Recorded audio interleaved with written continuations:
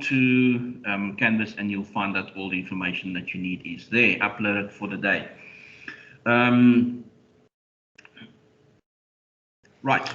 Yaku, may I ask you something quickly? You're more than welcome to. That's what we. Can you indicate? To do that start, yes. Can you firstly, two things. I took your advice straight after your lesson. We went to Drakensberg. Don't worry, the system does not allow you to, and I shouldn't keep. I shouldn't let any of you in on the secret. Actually, if we have a if we have a double period on a day, like a split session, right? Like the first period and the fourth, and like we'll have tomorrow, the first and the fourth. The system only allows you to mark you absent or present once. So the fact that you missed the second one, you were still present because you attended the first class. I'll get you a question just now, Sean. Thank you. Okay, now I want to quickly ask you, what chapters are we going to be doing exams on this semester? This semester, if memory serves me correctly, I've got my notepad here, just to avoid me from having to, I don't have the luxury of my home office at the moment, I'm on campus, so I don't have 3 monitors in front of me. I just want to check because I made a note, that would be, it's actually on the schedule for personal selling. I think the test was suggested, and the date that so far has conditionally been approved is the 1st of October. It's a Friday, I think. Just after it's the Friday after the long weekend. That would bring us to week 8. I think we covered week 8. Okay. Yeah, I think we cover the first 10 chapters. As a matter of fact, just something in the back of my mind says, I'll confirm, or I'll confirm again tomorrow. I'll make a note of that question to give you the correct answer. But I think it's chapter 10. I'm not exactly sure. So all the chapters up to 10. All the chapters, yes. Okay, remember like last semester with the business marketing, we had like chapter 1, 2, 3, 4, 7, 8, and whatever, you know. Not with personal selling. No, every single chapter in the textbook is going to be included in the exam, and it's going to be covered in the module. Okay.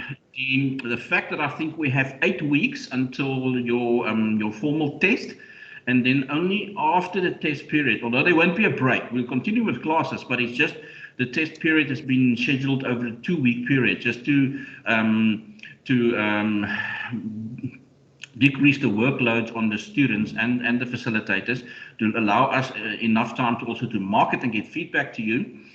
All things that we're improving on that has not been as efficient as it should be or could be in the first semester, as sort of only starting in April. That now we're starting at a proper time. We have 12 weeks to complete it. And after returning, we have got 1 study week and 3 weeks of lectures. So I think the equation pretty much, I think it's chapters 1 to 10 for the test, and then obviously there's 5 more for us to do in the weeks after the test. Okay, thank you. No problem, and I'll provide you with more detail on the test and the format as well. But I think memory stands to correct. It's an open book. Okay, thank you. Right, Sean, your question? Thanks,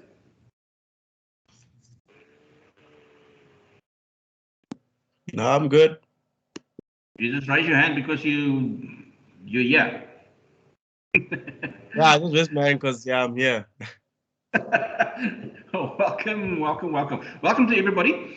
And I think what just in summary, I always like to sort of summarize what we did yesterday for the sake of people who went in the session, and also who have not had to look at the recording, and also just to give us a base to start from in the next lesson.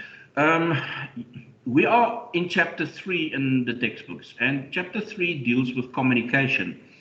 And we have identified that there are different forms of communication. And I think the 2 most known ones and apparent ones is the verbal communication, which we did in part 1, and today's session, part 2, is on non-verbal communication. In other words, And to take from what we did in the first session, yes, in part 1, which we started sort of on Monday, completed yesterday. I started with a question yesterday. I'm not going to ask the same question again. I'm just going to give you the summarized answer. For you to be effective in sales, you will increase your chances a great deal if you have been able to master the skill of listening actively. In other words, paying attention to what the customer said.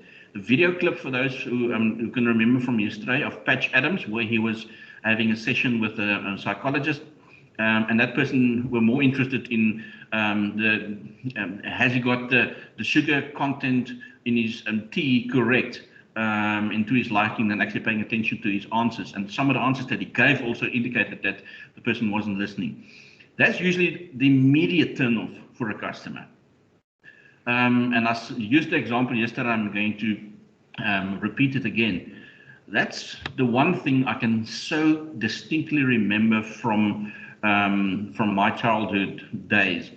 That was a rule in the house. If I talk to you, you look me in the eye, because you will increase your chances of actually hearing what I'm saying, if that is the case. It's not necessarily always going to be the case. I know some people can actually look at you and they just basically stare at you, and they're still not listening to what you're saying, but it increases the chances. So I think part of active listening is to be able to, as I suggest, make eye contact, because then you can actually, and we'll see that today on some of the non-verbal cues, you'll be able to reply by nodding your head at the appropriate times in the conversation. You can actually even take notes, for that matter, and that's why a good method that we identified yesterday is to repeat the statement or the question that the customer made, just to confirm that you actually have heard it correctly. It's a very important part of communication, but as we've identified in the chapter so far, people immediately thought that because they had to modify their selling techniques, because most of previously direct selling activities are now done via a phone connection or a Zoom session or a Teams meeting, and therefore they think, okay, well, I can wear what I want. I can actually, I don't have to shave. Their sort of communication abilities and skills have taken a knock.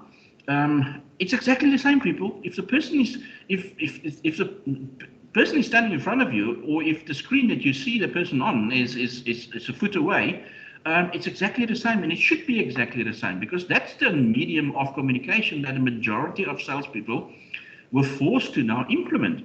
So the same rules apply, regardless if you're actually in the presence 1.5 feet away, 1.5 meters, 2 meters away from the person, to actually ensure that you have a safe distance. And we'll see that in the chapter today as well. It's not new. You'll see that what you have in the slides, and that's in the textbook. Keeping a distance is actually not a COVID regulation. There's an indication in proper communication. It's one of the non-verbal cues where people don't feel comfortable if you invade a certain space. But we can talk forever about that. It is very positive to make a first impression. That is essential. So be it on the screen, or be it in person, how you dress and how you walk, how you present yourself. Some people, when they stick out their hand to greet you, they have a palm facing upward approach. Some people have a palm facing down approach. It's all things that are indications of certain of the comfortness of the customer in the presence of the salesperson. Right. So you only have one first impression. Otherwise, it would have been a second impression, and there's only one first one. Okay, and it is very important that you make it last. It's extremely important that we use that opportunity properly. Now, one of the non-verbal cues that is used, and I'm not going to people. You're not all of a sudden going to qualify yourself as optometrist. That's not the reason for. And I know that there's a success. These kind of the concept that we are identifying at the moment is obviously on a very high level and something that you need to be aware of and that you will grow and become used to as you become more experienced in effective communication. If we look on the screen, you'll see that there are different, according to that study that we that was done, neuro-linguistic programming, they've identified those different positions of the eye and what it indicates.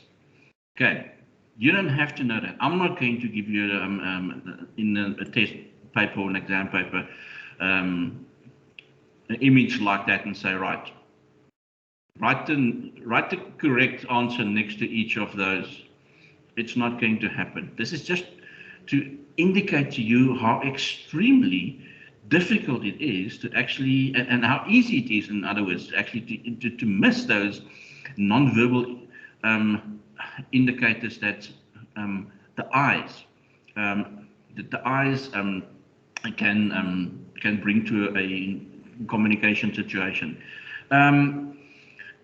I have said that listening is very important and making eye contact is important. So why are you going to go through the trouble of making eye contact if you are not going to study up on this and try and get, and you don't have to remember all of these, but I mean, just make a sort of or get an overview of what people can do with their eyes and what certain indicators or certain gestures mean. I'm reiterating on the screen what I've said already. Look at the customer's eye movements. One will be able to determine your customer's information accessing presence. That will indicate to them if they. And I know that these, and you've probably seen in many Hollywood movies where there's interrogation sessions where they say, "We'll bring the psychologist in. The psychologist is going to tell you, oh, he's looking, his eyes are looking upward to the left. That's an indication that he's lying," kind of thing. You know what? You don't have to the extent of that level understand the importance of eye movements, but obviously there are one or two things that you can remember and that would be apparent that you have to pick up, because you're obviously not interrogating somebody who's convicted or who's being interviewed or interrogated for a crime that they've committed. You're trying to make a sale. Okay, so it doesn't have to be on that same level. It is important that, for two reasons, that you know what a left or right eye movement means, because it will indicate to you if the person is a visually orientated customer, which in other words, you can talk for 5 days and they will still not be interested. They need less information and they need you to show them what the product can do and how it works and how it functions. Okay. And then obviously the kinesthetically orientated customers are the ones who would prefer to touch the product, touch the items, and even use it. In other words, let's take the car for a test drive and see how it goes. Okay, so they don't want you to demonstrate to them how it works. They want to experience themselves how it works. I can remember it was very popular, or the stands. I went to an exhibition in San Diego a number of years ago. It was health and fitness exhibition, and anybody in that industry, from Arnold Schwarzenegger right through to who knows what, and Billy Banks and all these kata boxing and boxing aerobic instructors were there and present. So all the bells and whistles related to any form of exercise or active recreation activities. And I think it's about a 5,000 square meter facility where they had the exhibition. About 90% of the exhibitors there had a stand. The exhibition stand was set up in such a manner that the customer could actually try the product or try the service that they were offering, and not just listen or look at it on a TV monitor, but actually physically try these new VCR on and see how you experience it. It was amazing. It's a number of years ago, but already those kind of activities and events are definitely more successful, and that's why the majority of the exhibitors obviously took that approach when they planned their layout. A lot of customers, wouldn't you? I mean, if I give you a 5-minute speech on give you all the nutritional value and I describe the product that I'm selling to you in such detail that you can actually taste and smell it, it's still better if I can actually prepare it for you and say, there, taste that sample, because then it activates not just your tasting sense, but a lot of others as well. Smelling, and it's just more effective. Right, oopsie-daisy, body language.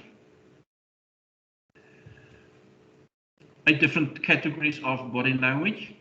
Again, I'm not going to, I'm going to go through them in more detail just now individually.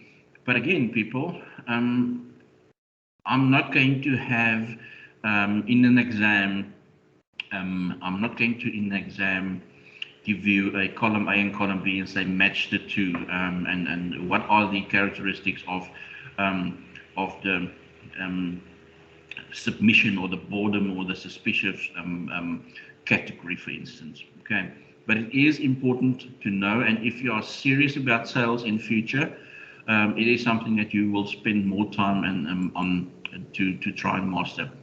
Let's look at at some different types. The dominance, superiority, and power category. Now, we all know that this is the customer that wants to be in control. I think the description of the category sort of indicates that.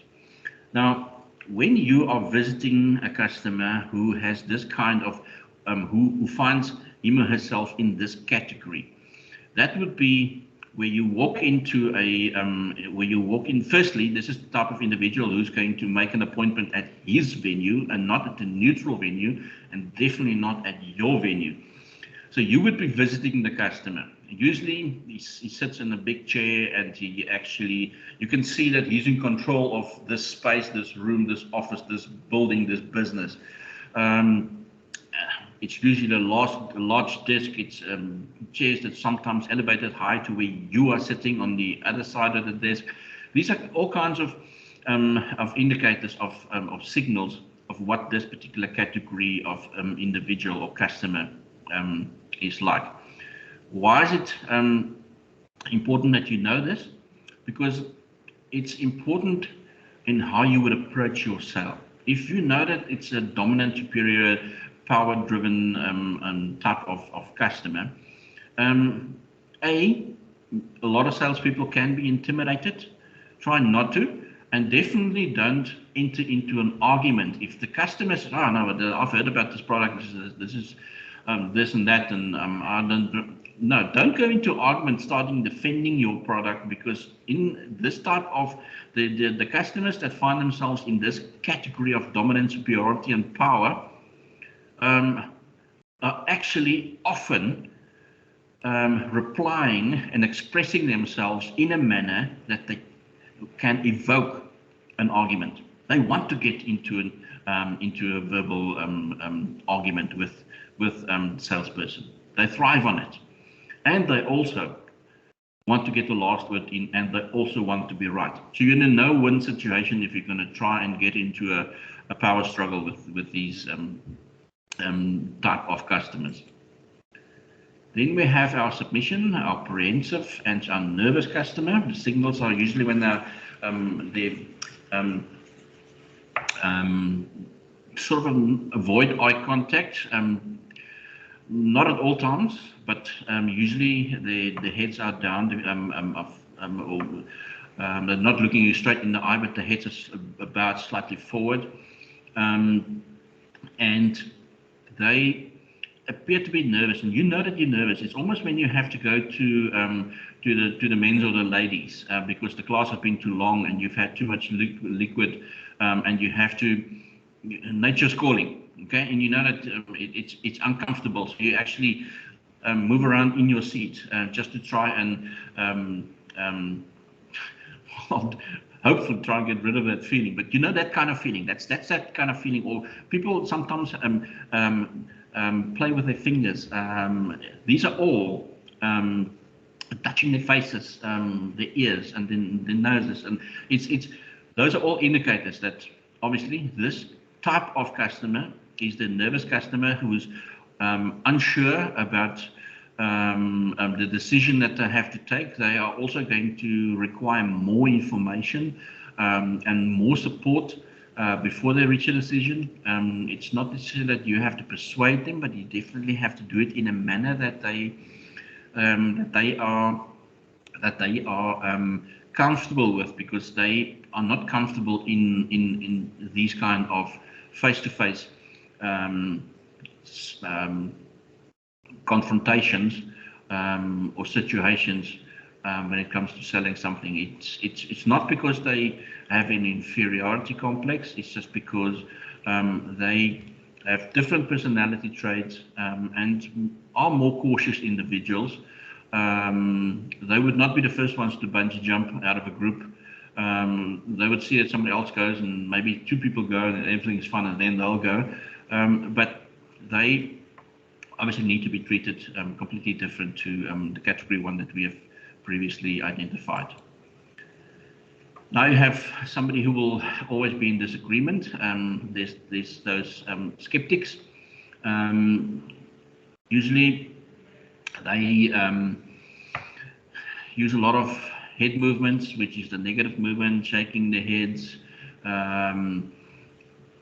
crossing their arms, sort of, okay, closing that avenue. It's an indication. Sometimes turn their body away. Let's say, for instance, you're in a sales situation at the sportsman's warehouse or in a retail shop. You're buying a computer or buying a pair of shoes. If the customer is not falls into this category, that will be the individual who actually haven't picked up the shoe, hasn't touched the shoe, and sort of when he talks to you, is always facing the product and not facing you up front. More sort of a side-on view that you have towards that customer. Those are all indicators that you are dealing with somebody who's unsure and who's skeptic about the whole situation, the product or the service that you're offering, and you need to remain very calm, because again, similar to the dominant power-orientated individual, these people would not shy away from an argument, and it's also an argument that you're never going to win, purely because they need all the information to actually prove their skepticism towards a product, rather than the opposite. And therefore, these are the individuals that you have to also show a lot of patience with, and remain calm if the tone of voice is and the body language is aggressive. They just need more information. You know, I see that it's not that easy to use the right approach, and this comes with experience, people. I mean, this is a lot of information that you are getting at the moment, and if you think about that, put yourself in a position again in future, then you can see, oh, hang on, I've been in a situation like this before. Now I can understand why I didn't handle it properly, because I didn't pick up on all the different non-verbal cues. The customer is bored, is not interested, his eyes rolling his eyes, looking out the window, out the door, up at the ceiling, whatever. So that's the one that you immediately shut up what you're saying and you go into a demonstration mode. You take the product, you show the person how it works, and then you allow them to actually use it themselves or try it themselves if that is the type of product that you are selling that the customer can use.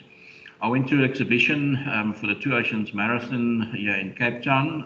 It was held at UCT, at the venue at UCT, and there was a demonstration. There was a stand at the exhibition where they had these ultraviolet, a handheld ultraviolet massager, which is amazing. Everybody that's into exercising knows that those stiff muscles, when the lactic acid buildup is quite high after endurance exercise, that is what you need. It's going to recover you, and for any high intensity exercise activity, it's going to help you just relax the muscles. And why I can distinctly remember it is I had a bit of a niggle. It was 2 days before the race. I mean, that's where you usually at these exhibitions you pick up your race number, and you see and you walk through the exhibition and see what's at offer and what's new in the industry. And I had a bit of a niggle. Obviously, it was last minute preparation. So for me, it was when the salesperson offered me the opportunity to try it. I said, listen, sit down, sir. I mean, have you got any? Yes. My right quad is sit down, sir.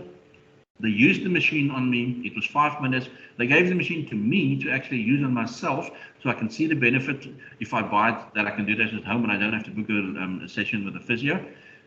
I still have that. I still have it, and I haven't run a marathon in the last 15 years, and I still have it. I still use it for different aches and pains. Those ones that come with with age, but. Again, classic example of I was only interested in experiencing what the benefit of the product is. Right back to what we did in the previous chapter. Remember, focus on the features, highlighting the features of the product, but more importantly, showing the benefit that the customer would get from buying the product. Yes, it's a great feature, but how does it benefit me? Always remember that. Anybody, any questions at this stage? All good?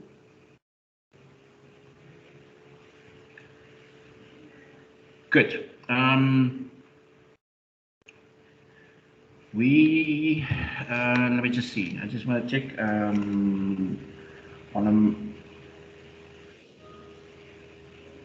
my apologies. I'm just checking here on my notepad. There's something I wanted to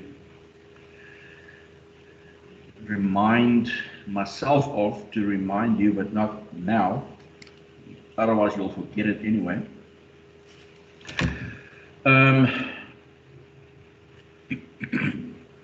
Right, we've got about 5 minutes. Let's go through another group, the suspicious, secretive, dishonest group or category. This person is telling you, no, he doesn't really need this product, but he's lying through his ears because all the signs are there. The fact that his arms are crossed, those avoiding eye contact, he's sort of mumbling or talking behind his hand, pulling his ear, those kind of things. This is the individual whose reply to your question is a lie. He's just, you can pick it up immediately if those signals are present and evident. It's important for you as a salesperson to find out exactly what the customer is unhappy about. Why is he gone through the trouble of fabricating a little white lie or a straight out lie? What makes him, what motivated him to do that? What makes him unhappy about the product that you are trying to sell to that person?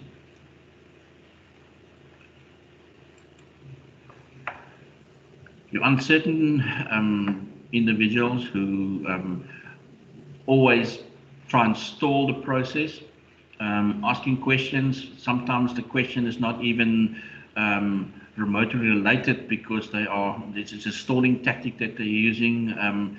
They want to avoid making a decision. They want you to almost make a decision for them. It usually comes, and it's usually indication for you as a salesperson that you have maybe provided too much information, and the information overload that you provided confused the customer, and that's why they are uncertain. Not that they don't need the product or don't want the product. They're stalling the process because they are unsure, because they have too much information, and that's confused them. Okay. Be careful of doing that, because it often happens, especially if you're extremely excited about the product. You have to remember that you are excited about the product, and that's actually a very important thing to remember as a salesperson. You have to be excited about the products that you're selling, because if you're not excited, how are you going to sell it to somebody else or try and convince them that they should get excited about it too? So it often happens, and I mean, most of you are not parents, I hope, but some of you are. But me as a parent as well, I sometimes I catch myself that when I pick my younger son up at school, and he's had a fantastic day, and he's much of an introvert. When he's had a fantastic day and he's sparkling, and I mean, he just never stops talking.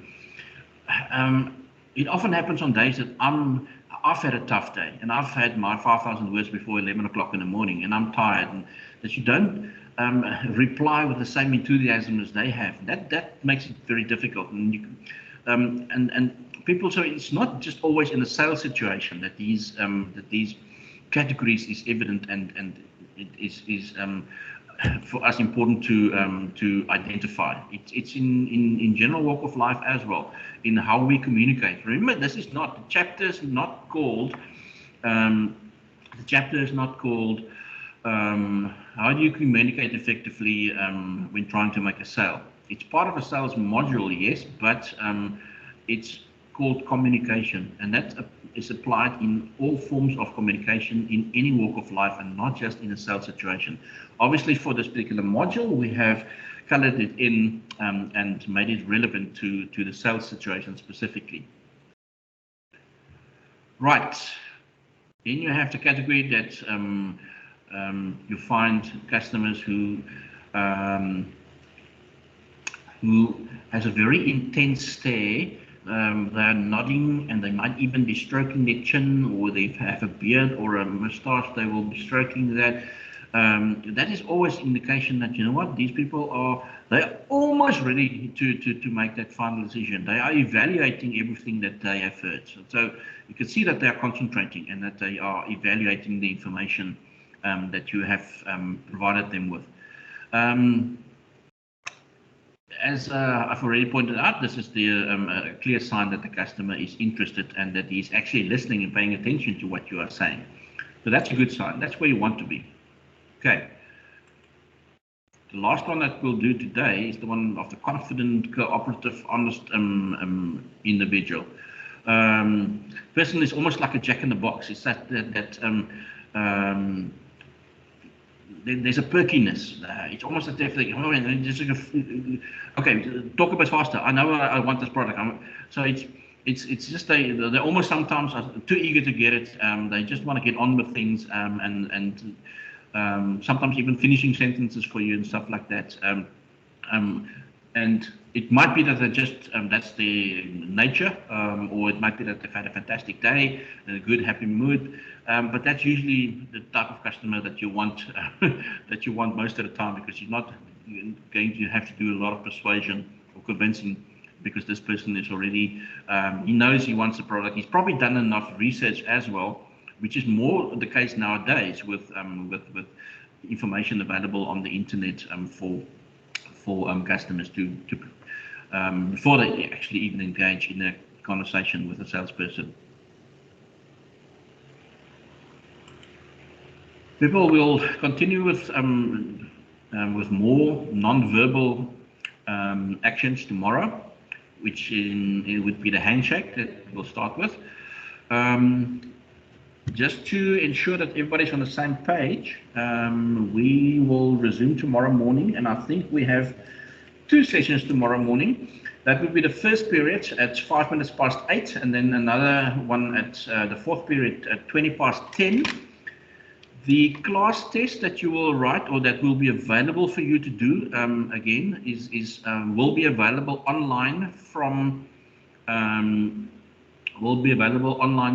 tonight, 5 minutes past midnight, but you will only be able to do it after we finish the classes tomorrow, because it's on chapters 1, 2, and 3, and we will finish the last section of chapter 3 tomorrow. So after the fourth period tomorrow, for the rest of the day, you have, at any time that suits you, take 30 minutes and do that first class test. Okay. It's going to be multiple choice. True or false, and multiple choice questions for the class test. Right. Any other questions from any of you at this point before we finish the session? All good. It looks as Teresa, everybody is happy. Thank you very much. Right. Enjoy the rest of your day. I'm off to the next class. And we will chat again first period tomorrow morning. Stay safe. Look after yourselves. Until tomorrow. Thank you, everybody.